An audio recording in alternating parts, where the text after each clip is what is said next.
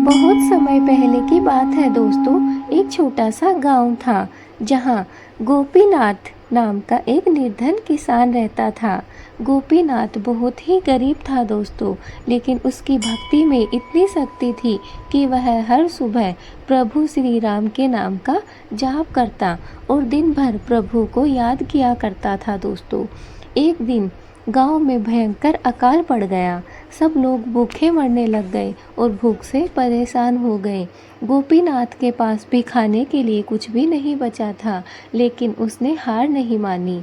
वह श्री राम के मंदिर में गया और घुटनों के बल पर बैठकर आंसू भरी आंखों से भगवान श्री राम से बोला, हे प्रभु, मैं जानता हूँ आप मेरी परीक्षा ले रहे हैं, पर मुझे आप पर पूरा विश्वास है।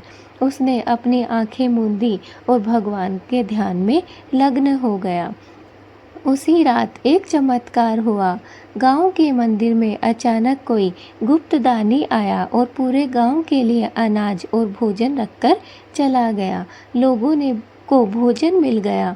जब गोपीनाथ मंदिर पहुंचा तो उसे अपने सामने दीपक की रोशनी में भगवान श्री राम की छवि दिखी।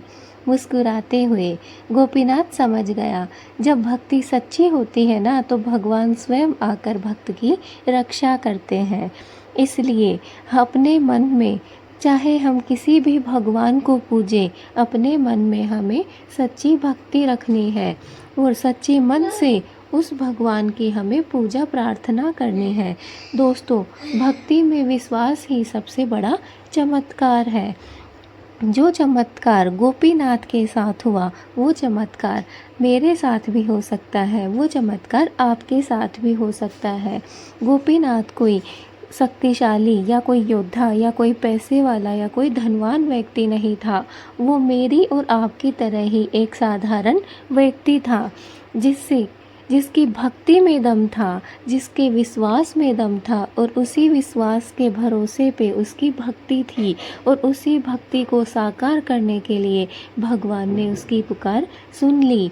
उसकी भक्ति सच्ची थी दोस्तों। वह अपने लिए ही नहीं, पूरे गांव वालों के भले के बारे में चाहता था। उसने सिर्फ अपने पेट भरने के लिए भोजन भगवान से नहीं मांगा, बल्कि उसने पूरे गांव का पेट भरने के लिए भगवान से प्रार्थना की, और भगवान उसकी प्रार्थना से खुश होकर उसे आशीर्वाद दे दिए, उसे दर्शन दिया।